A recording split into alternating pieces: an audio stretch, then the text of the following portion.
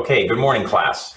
Hope everyone thought the test last week was okay. I'm actually going to be posting a separate video to go over the test results so that it will be in its own little module and will not be included in this little section, but it will be available today for you to review.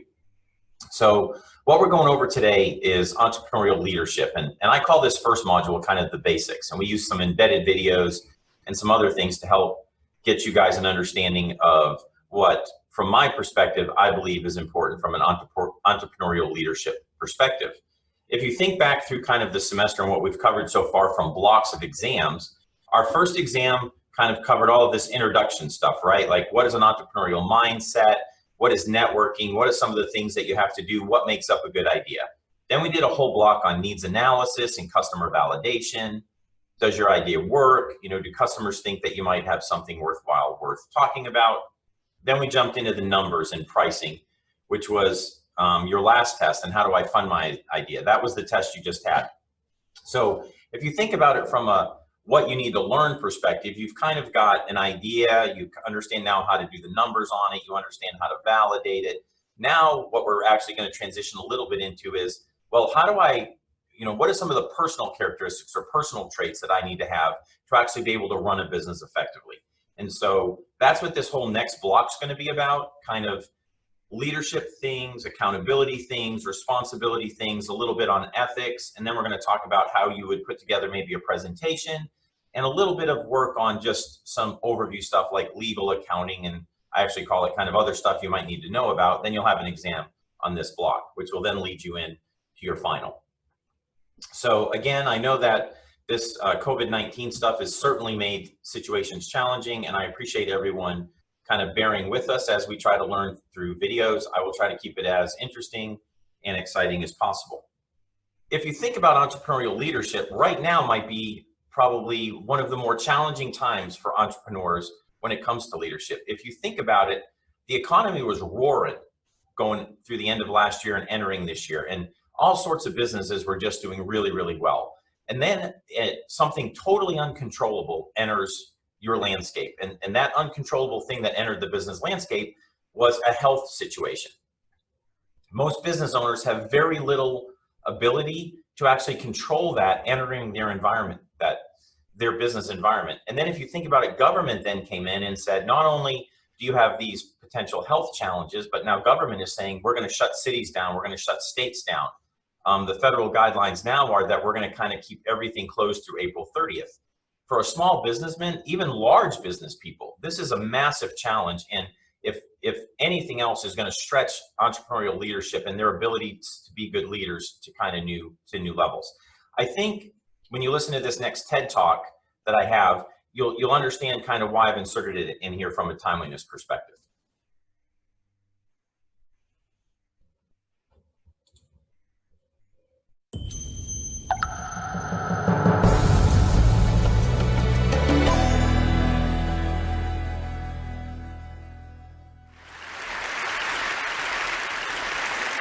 There's a man by the name of Captain William Swenson who recently was awarded the Congressional Medal of Honor for his actions on September 8th, 2009.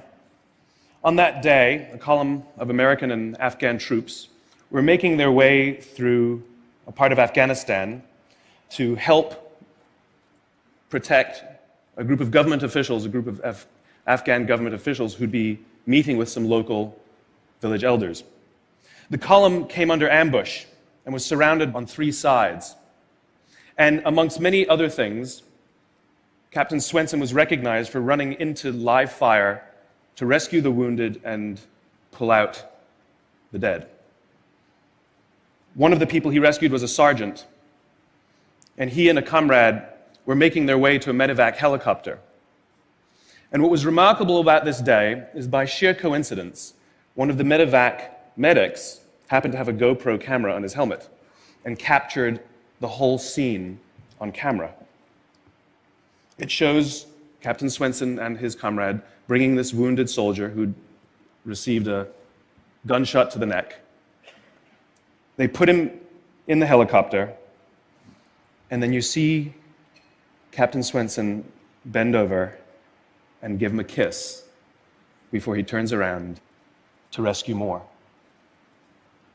I saw this, and I thought to myself, where do people like that come from? What is that? That is some deep, deep emotion when you would want to do that. There's a love there. And I want to know, why is it that I don't have people that I work with like that? You know, in the military, they give medals to people who are willing to sacrifice themselves so that others may gain. In business, we give bonuses to people who are willing to sacrifice others so that we may gain. We have it back, right? So I asked myself, where do people like this come from? And my initial conclusion was that they're just better people. That's why they're attracted to the military. These better people are attracted to this concept of service. But that's completely wrong. What I learned is that it's the environment. And if you get the environment right, every single one of us has the capacity to do these remarkable things. And more importantly, others have that capacity too. I've had the great honor of getting to meet some of these who we would call heroes, who've put themselves and put their lives at risk to save others. And I asked them, why would you do it? Why did you do it? And they all say the same thing, because they would have done it for me. It's this deep sense of trust and cooperation. So trust and cooperation are really important here. The problem with concepts of trust and cooperation is that they are feelings, they're not instructions. I can't simply say to you, trust me, and you will. I can't simply instruct two people to cooperate, and they will. It's not how it works. It's a feeling. So where does that feeling come from? If you go back 50,000 years to the Paleolithic era, to the early days of Homo sapien, what we find is that the world was filled with danger. All of these forces working very, very hard to kill us. Nothing personal. Whether it was the weather, lack of resources, maybe a saber-toothed tiger, all of these things working to reduce our lifespan. And so we evolved into social animals, where we lived together and worked together in what I call a circle of safety, inside the tribe, where we felt like we belong. And when we felt safe amongst our own, the natural reaction was trust and cooperation. There are inherent benefits to this. It means I can fall asleep at night and trust that someone from within my tribe will watch for danger. If we don't trust each other, if I don't trust you, that means you won't watch for danger. Bad system of survival. The modern day is exactly the same thing. The world is filled with danger, things that are trying to frustrate our lives or reduce our success, reduce our opportunity for success. It could be the ups and downs of an economy, the uncertainty of the stock market. It could be a new technology that renders your business model obsolete overnight. Or it could be your competition that is sometimes trying to kill you. It's sometimes trying to put you out of business, but at the very minimum is working hard to frustrate your growth and steal your business from you. We have no control over these forces. These are a constant, and they're not going away. The only variable are the conditions inside the organization. And that's where leadership matters, because it's the leader that sets the tone. When a leader makes the choice to put the safety and lives of the people inside the organization first, to sacrifice their comforts and sacrifice the tangible results so that the people remain and feel safe and feel like they belong, remarkable things happen. I was flying on a trip, and I was witness to an incident where a passenger attempted to board before their number was called. And I watched the gate agent treat this man like he had broken the law, like a criminal. He was yelled at for attempting to board one group too soon. So I said something. I said, why do you have to treat us like cattle? Why can't you treat us like human beings? And this is exactly what she said to me. She said, sir, if I don't follow the rules, I could get in trouble or lose my job. All she was telling me is that she doesn't feel safe. All she was telling me is that she doesn't trust her leaders. The reason we like flying Southwest Airlines is not because they necessarily hire better people, it's because they don't fear their leaders. You see, if the conditions are wrong, we're forced to expend our own time and energy to protect ourselves from each other. And that inherently weakens the organization. When we feel safe inside the organization, we will naturally combine our talents and our strengths and work tirelessly to face the dangers outside and seize the opportunities. The closest analogy I can give to what a great leader is like being a parent. If you think about what being a great parent is, what do you want? What makes a great parent? We want to give our child opportunities, education, discipline them when necessary, all so that they can grow up and achieve more than we could for ourselves. Great leaders want exactly the same thing. They want to provide their people opportunity, education, discipline when necessary, build their self-confidence, give them the opportunity to try and fail, all so that they could achieve more than we could ever imagine for ourselves. Charlie Kim, who's the CEO of a company called NextJump in New York City, a tech company, he makes the point that if you had hard times in your family, would you ever consider laying off one of your children? We would never do it. Then why do we consider laying off people inside our organization? Charlie implemented a policy of lifetime employment. If you get a job at NextJump, you cannot get fired for performance issues. In fact, if you have issues, they will coach you and they will give you support, just like we would with one of our children who happens to come home with a C from school. It's the complete opposite. This is the reason so many people have such a visceral hatred, sort of anger at some of these banking CEOs with their disproportionate salaries and bonus structures. It's not the numbers. It's that they have violated the very definition of leadership. They have violated this deep-seated social contract. We know that they allowed their people to be sacrificed so they could protect their own interests. Or worse, they sacrificed their people to protect their own interests. This is what so offends us, not the numbers. Would anybody be offended if we gave a $150 million bonus to Gandhi? How about a $250 million bonus to Mother Teresa? Do we have an issue with that? None at all. None at all. Great leaders would never sacrifice the people to save the numbers. They would sooner sacrifice the numbers to save the people. Bob Chapman, who runs a large manufacturing company in the Midwest called Barry Waymiller, in 2008, he was hit very hard by the recession, and they lost 30% of their orders overnight. Now, in a large manufacturing company, this is a big deal, and they could no longer afford their labor pool. They needed to save $10 million. So, like so many companies today, the board got together and discussed layoffs. And Bob refused. You see, Bob doesn't believe in head counts. Bob believes in heart counts. And it's much more difficult to simply reduce the heart count. And so they came up with a furlough program. Every employee, from secretary to CEO, was required to take 4 weeks of unpaid vacation. They could take it any time they wanted, and they did not have to take it consecutively. But it was how Bob announced the program that mattered so much. He said, it's better that we should all suffer a little than any of us should have to suffer a lot. And morale went up. They saved $20 million. And most importantly, as would be expected, when the people feel safe and protected by the leadership in the organization, the natural reaction is to trust and cooperate. And quite spontaneously, nobody expected, people started trading with each other. Those who could afford it more would trade with those who could afford it less. People would take 5 weeks so that somebody else only had to take 3. Leadership is a choice. It is not a rank. I know many people at the senior-most levels of organizations who are absolutely not leaders. They are authorities, and we do what they say because they have authority over us, but we would not follow them. And I know many people who are at the bottoms of organizations who have no authority, and they are absolutely leaders. And this is because they have chosen to look after the person to the left of them, and they have chosen to look after the person to the right of them. This is what a leader is. I heard a story of some Marines who were out in theater, and as is the Marine custom, the officer ate last, and he let his men eat first. And when they were done, there was no food left for him. And when they went back out in the field, his men brought him some of their food so that he may eat. Because that's what happens. We call them leaders because they go first. We call them leaders because they take the risk before anybody else does.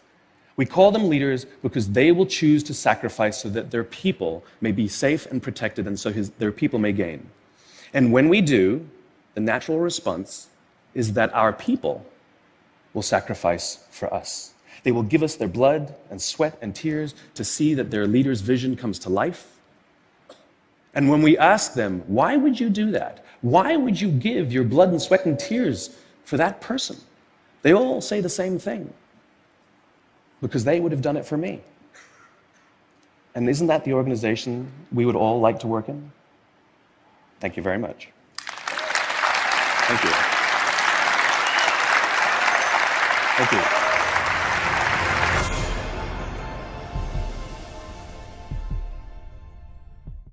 Over some of the big points that came out of the TED Talk.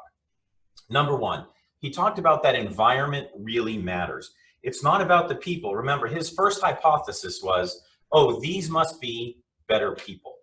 And in reality, what he figured out, it's not about the people, it's about the environment that's created. If you create a mutual support environment, you can't help but want to be supportive inside of that environment.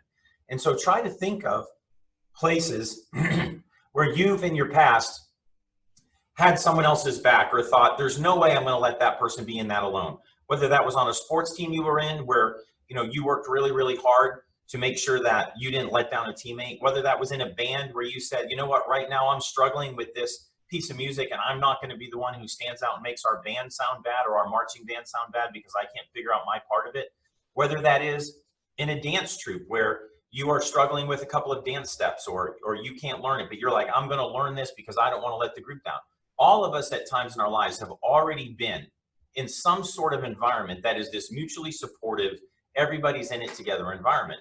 The goal for you as the entrepreneurial leader is to create that kind of environment inside of your organization. Second thing, you can't just say, trust me. And I'm sure all of you, if we were in class, I'd be going around and asking questions of somebody told me sometimes somebody said, hey man, just trust me. And then you got burned or it didn't work out. So all of us know about this, where people are like, you just have to trust me. You can't just say, trust me. You have to show trust and earn trust through your actions. I have this belief that there's kind of two types of people in the world when it comes to trust. There's those, if you think of trust as a deck of cards, there's those people who say, I've met you, here's my entire 52 cards. I trust you. And they give them to you right away. They give you all of their trust. And then your actions either keep those cards or slowly start losing those cards because you prove untrustworthy. And at some point, the person says, wow, I can't trust this person, and they move away. The other type of person is the person who says, I don't know you, I don't trust you at all, I'm not going to give you any of my cards. But as you have actions and as you do things and as you prove trust, you earn those cards one at a time until you possess the entire deck of trust. And so if you think about trust from that perspective, try to make sure as an entrepreneurial leader that you're understanding, who am I dealing with here? Is this a person who's already given me all 52 cards? Man, I really need to make sure that I show them that I'm worth keeping these cards. Is it someone who's giving you no cards and you have to say, you know what, it's okay, they haven't given me any cards. I haven't proven that I'm trustworthy yet. And I'm going to earn those cards from that person and show them through my actions that I'm a trustworthy person, a trustworthy leader. So if you're focusing on those two kinds of things, you can see from the TED Talk that you can't just say, trust me. Third, the circle of safety. When we feel safe, there's trust and cooperation. Really think about that. Just think about some place you feel safe, whether that's your family, a work environment, a team, school, a group of friends, some circle that when you're part of, you feel that you're very safe. If you really think about that, then that is where trust and cooperation happens. If you think about that movie series, and I forget the name of it, but where they had the Mockingjay. If you remember at one point in that movie, there was kind of this loose collaboration of people who had kind of partnered together to try to keep themselves alive and kill the others. And at one point, the main character is sitting back, and one of the collaborators from the other group is sitting with her, and he's like, well, you go ahead and go to sleep first and I'll watch. And she's like, I don't trust you. I'm not going to sleep. You go to sleep first. And he's like, I'm not trusting you. And they both stay awake. That is the perfect example of this. Neither one felt safe. They weren't in a circle of safety. Although they were trying to work cooperatively and they were beginning to build a relationship, they hadn't gotten the trust to the point where one was like, no problem at all. I'll take a nap. Yet the extreme examples of this is the military does this. You're partnered up with one person. You go sit in a hole somewhere in a desert or somewhere in another deployed area, and you're doing that. You are saying, you go ahead and sleep for a few hours, I'll stay awake. You go ahead and sleep for a few hours, now I'll stay awake.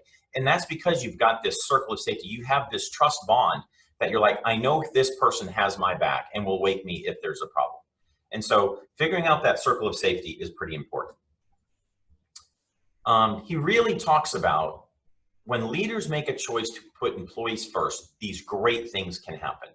And that's true. I have this expression that I use a lot in business, and my goal in corporations and companies that I work with is to try to figure out, what does each employee want to accomplish? What are the goals that that employee are trying to reach? Because if I focus all of my efforts on helping that employee reach his goals, the next employee reach her goals. If all employees are reaching their goals, then I, by proxy, am going to reach my goals, because there's no way I can't win if they're all winning. I will win by proxy. And so I really believe leaders make a choice to figure out what are employees about, what are they wanting to do to develop, what goals are they trying to achieve.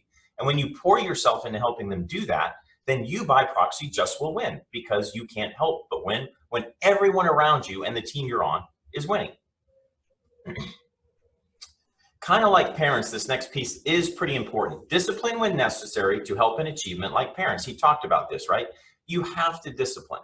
Now, that doesn't mean at your workplace you can say, go sit in the corner, you haven't done what you've done, go take a timeout. That's not what I'm talking about at all.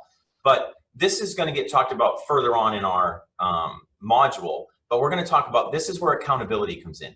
When you mutually agree on something with employees and they say, yes, I'm going to go get this accomplished, or I'm going to do this, you have to be able to trust them to do what they've said, just like they're trusting you to do what you said.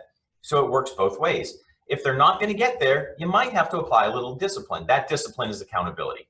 And that means that you have to help the employee succeed by saying, wait, we had a conversation. You said you were going to do this. You didn't do it. Let's talk about why. What are our things we can do to remediate? How can we provide training? Is it an environment issue? Do you feel like you don't have the skills, the knowledge, the abilities? Let's work together to try to figure out how to get you on track. Okay. Other things, coach and give support to employees, and I was just talking about that. Part of accountability is not just saying you didn't do it, or you didn't accomplish this, or why didn't you, although those are all important things to know. It's about figuring out the how to help them get there. So you have to be willing to coach and give support to employees. I bet if I walked around the auditorium and we were all together, and I said, how many of you took a job and were kind of thrown into the deep end of the pool and given no training, no coaching, no support, and you were just told to go get something done? That there would be a lot of hands raised, because there typically is. And so make sure that when you're bringing employees on, you have some sort of training program, some sort of ability to help them go accomplish whatever it is that they have decided that they want to accomplish as a member of your team, and that you've decided is important for them to accomplish to help the organization as a whole. Great leaders do not sacrifice people to save numbers. This is a big point that he makes in his presentation. And we already talked about the example with the winery owner who's trying not to sacrifice people to save the numbers. If you think about it, the federal government right now is trying to step in at a huge level to say, we can't sacrifice people to save numbers. I mean, they are talking about programs such as things like, when you get on unemployment, we will give you unemployment at the rate your pay used to be. That's unprecedented. They're talking about, for small business, if you keep people employed, we will make whole for you all of the payroll that you spent, all of the payroll tax, all of your rent, because they're trying to keep people from getting, on the unemployment rolls. So great leaders don't sacrifice people. All sorts of companies right now are having to make very, very difficult choices on what are they doing with people. Are they furloughing them? Are they laying them off? What are they doing? If you think about Tillman Fertitta, he had an article last week in the paper that said, he had to furlough 40,000 employees. But he said, if I don't do this, there will be no company for them to come back to. And so he's kind of saying, yes, I'm having to make a short-term sacrifice so that long-term, there's actually a place for people to come back to and get back to work. So it's not as easy as to say, well, sure, just don't lay anyone off, because there has to be money coming from somewhere to pay them. And as an entrepreneurial leader, these will be some of the biggest things you wrestle with. How much do I invest in people? Can I afford to keep all of them on payroll right now? Should I, do some sort of layoff? I don't think the goal is to say, I have to do what was talked about in the talk. If you think about it, what they actually did in that talk was furloughed people. They all had to take a month furlough, a month of unpaid vacation. And they just figured out how to work together. So I am sure there are lots of companies all over the country that are doing those kinds of things right now. The point of this is you can't be only thinking from a numbers perspective. The people are what are generating the numbers in the first place. So you have to think from a people's perspective. It has to be a very big part of your equation that you're factoring things through. And then this is the counterpoint to that, right? You would rather sacrifice the numbers to save the people. And that's just what we talked about. You might be willing to take lower profits. You might be willing to say, I'm going to have to pull some cash off my balance sheet to finance us through this short-term time. And we're going to be in a worse position. We may have to borrow money and up our leverage, which we would prefer not to do, or up our debt ratio, which we prefer not to do. But it's the way we're going to save our people. And our people are who make our business that we've spent all this time training. So again, might be, some tough decisions, but right now you can see how this entrepreneurial part or this entrepreneurial leadership lesson really applies. Again, he's trying to say that it's better that all suffer a little rather than a few suffer a lot. If you really think about the coronavirus, this statement is why the world is shutting down. Because in reality, they could have let everyone in the world catch it. The vast majority of people, would be fine. They're young, they're healthy, and they would survive and work through it. There might be some sickness. Hospitals would definitely have some, problems dealing with the number of sick coming in. But the few that would suffer a lot would be that entirely, elderly population that are the high risk people. And the world's approach to this has been, we don't want a few. Now, a few would be a lot, but a few from the perspective of how many people there are in the world to suffer a lot. And so we're trying to figure out a way to have everybody suffer a little, which is hard to imagine that the economic devastation we're undergoing right now is considered suffering a little, but it certainly beats having hundreds and hundreds and hundreds of thousands of deaths in every country, as this virus would have gone through unchecked. Okay, a couple last points. Leadership is a choice. It's a choice, not a rank, not given. You have to choose to be a leader. Just because you're put in charge does not make you a leader. Being put in charge makes you the person in authority, which is exactly what Simon's point was during his talk. It just puts you in authority. It means you have the right to tell people what to do. But isn't it so much better when people are kind of working with you and that they are on your team and they're there because they want to be, and they talk and say wonderful things about the way you lead? Wouldn't that be a much better environment to be a leader of? So you have to make a choice to try to help create that environment. It won't happen on its own. You have to set the conditions that will help create an environment where people want to work there, where people enjoy coming to the office, where people enjoy working together. So you can't just say, well, I'm in charge, so now I'm a leader. Everybody knows the old adage. If you want to see if you're a leader, look over your shoulder and see if anyone's following you. Okay, you don't need authority to be a great leader. John Maxwell actually writes a great book on this, and it's called Leading from the Middle. And you can be an amazing leader inside of an organization without being the authority figure, the person in charge. So find a way to help motivate, to help people around you achieve their goals, even if you are not their boss. Look at your coworker and say, what are you trying to get done, Jane? What are you trying to get done, John? Figure out if there's a way that you can help assist them in achieving their goals. If you end up with this mutually supportive environment where everybody is working together to help everybody achieve their goals, the organization as a whole cannot help but be successful. The whole thing will lift and it will be successful. So, and I just talked about this, make a choice. Leadership's a choice. Choose to look out for the person to your left. Choose to look out for a person to your right. And this is really difficult right now in the environment that we kind of live in the United States, and really kind of somewhat across the world, where most people, and we've talked about this before, are so busy listening to the radio station WIIFM, what's in it for me, that they're not listening to what might be good for the person to the right or what might be good to the person for the left, because they're so busy worrying about themselves and only looking at themselves and taking a selfie that makes themselves look great. Look at all the great places I've been, versus saying, you know what can I do to help the person on my right? What can I do to help the person on my left? So a little bit of this is, it's kind of what I've been hitting on this theme all semester. You have to pick your head up. You have to get it out of your phone. You have to get it out of your own world and start looking around you. That's where opportunities are for business, and that's also where leadership opportunities exist as you start to help the people to your left and to your right. You've got to choose to sacrifice for them, because then they'll sacrifice for you. If I say, don't worry about it, go to sleep for an hour, I'll watch your back, you're going to be much more willing to then let me go to sleep for an hour while you watch my back. You have to be willing to put in to get out.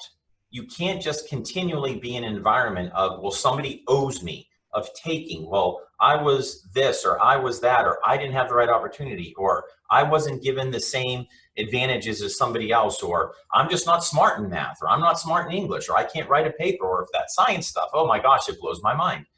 You have to figure out how to sacrifice. So if there's somebody and you need tutoring and they're great in math and you're great in English, maybe you could approach them, instead of saying, can you tutor me in math, say, hey, I'm really great in English. Do you have any English challenges I could help you with? Maybe you could then help me with my math challenges. You got to sacrifice for each other. It can't be a one-way street. So again, pick your head up, get it out of your phone, and start looking around you at your environment and figuring out how and where can I impact things around me.